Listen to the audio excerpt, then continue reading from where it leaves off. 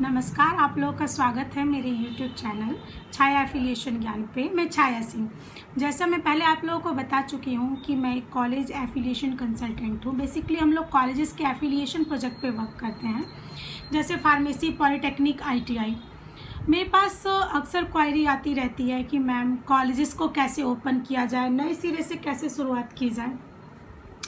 आज कॉलेज के टॉपिक से हट के कॉलेज को शुरुआत करने के लिए जो प्रोसीजर होते हैं उनके बारे में मैं बात करूँगी। जैसे आप लोगों को पता होगा कि कोई भी ऑर्गेनाइजेशन विदाउट ट्रस्ट सोसाइटी के रन नहीं कर सकता है। अब बात ये आती है कि क्या बेटर है, ट्रस्ट बनाना बेटर है या सोसाइटी को बनाना बेटर है। तो मैं आप लोगों को सजेशन देना चाहूँगी, दोनों अपनी जगह पे अच्छे हैं। अगर आप फॉरेन फंड चाहते हैं, अगर आप चाहते हैं कि आपको बाहर से फंड मिले, तो उस कंडीशन में सोसाइटी के लिए आप जा सकते हैं, क्योंकि society is more trustable than trust. But if you want to run a organization जो कि आपकी अपनी हो, ग्राउंड लेवल पे आप उसे अपने सेल्फ फाइनेंस से शुरू करना चाहते हैं, तो मेरे लिए सुझाव ये है कि आप ट्रस्ट से शुरुआत करें, वो बेहतर होगा। अब मैं कुछ डिफरेंस बता रही हूँ आप लोगों को ट्रस्ट और सोसाइटी के बीच में। सोसाइटी, सबसे पहली चीज़ क्या है कि सोसाइटी का हर 5 साल में रिन्यूअल होता है। ठीक है, आपको हर 5 साल में रिन्यूअल कराना पड़ता है, कुछ अमाउंट देना पड़ता है, रिन्यूअल चार्ज जो होते हैं। चीट एंड फंड डिपार्टमेंट से आपका सोसाइटी बनता है, सोसाइटी ट्रस्ट जो भी बनता है, चीट एंड फंड डिपार्टमेंट जो भी आपका डिस्ट्रिक्ट लगता है वहाँ पे। देन उसके बाद सोसाइटी का इशू एक और होता है कि यहाँ पे मेंबर्स बहुत ज़्यादा होते हैं, मिनिमम 8 से 11, 12, 15, 16, 17, आप जितना चाहे उतना रख सकते हैं, बट मिनिमम 8 मेंबर्स को आपको इसमें देना ही पड़ता है। ठीक है, सोसाइटी के साथ एक और इशू होता है कि कल को अगर किसी मेंबर का मतलब माइंड चेंज हो जाता है या उन्हें लगता है कि नहीं हमें इस ट्रस्ट, इस सोसाइटी के साथ काम नहीं करना है, तो उस कंडीशन में वो आपके लिए प्रॉब्लम बन जाता है। फॉर एग्जांपल, आपकी ऑर्गेनाइजेशन कोई प्रोजेक्ट रन करना चाह रही है, कोई नया प्रोजेक्ट रन करना चाहते हो, CBSE, पॉलिटेक्निक, नाइलेट, कुछ भी हो सकता है, बट आपके संस्था के किसी मेंबर को अगर उसमें प्रॉब्लम है, तो उस कंडीशन में क्या होगा कि चीज़ें उलझ जाती हैं, क्योंकि कोई भी प्रोजेक्ट स्टार्ट करने के लिए आपके सोसाइटी के सभी मेंबर्स का सिग्नेचर होना ज़रूरी है। कोई भी नया प्रोजेक्ट अगर आपकी सोसाइटी के थ्रू रन हो रहा है, तो वहाँ पे एक रेजुलेशन पास होता है, तो कहीं ना कहीं सोसाइटी एक टाइम टेकिंग प्रोसेस भी है और कहीं ना कहीं इंसान को परेशान भी कर देती है। मोस्टली कॉलेजेस के जो मैनेजर होते हैं मुझे ये बोलते हैं, मैम अब हमारी मेंबर में, हमारे सोसाइटी में जो इतने मेंबर हैं उसमें से 2 एग्री नहीं हो रहे हैं या जो भी है, तो बहुत इशू होता है।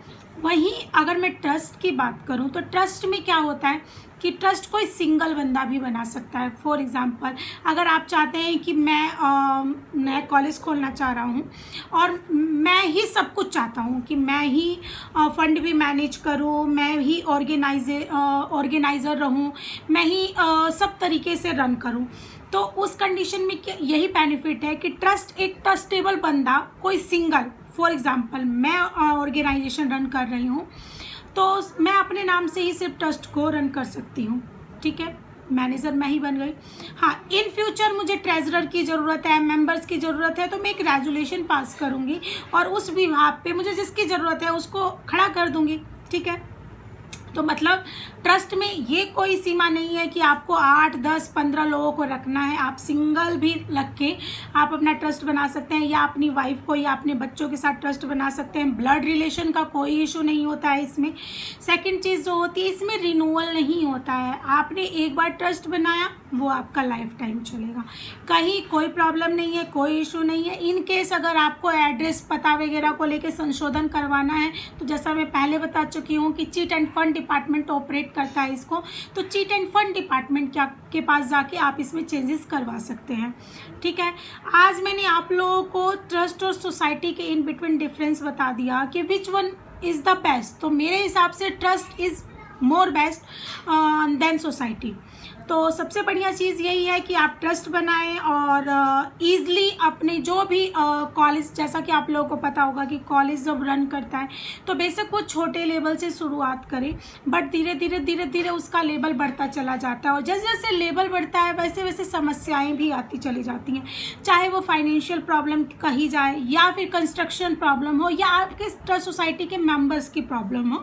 तो मेरे हिसाब से ट्रस्ट बेटर है। आप सेल्फ डिसीजन लेके किसी भी ऑर्गेनाइजेशन को एक ऊपर लेवल तक पहुंचा सकते हैं। वहाँ की हर एक मेंबर के एग्री होने का कोई झमेला नहीं होता है। आप ईजिली टेंशन फ्री होके अपनी ऑर्गेनाइजेशन को रन कर सकते हैं। आज इतनी ही जानकारी दूंगी।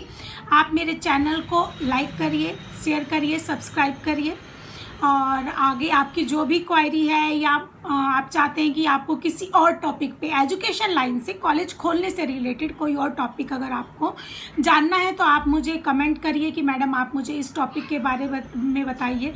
ओके, थैंक यू, नमस्कार।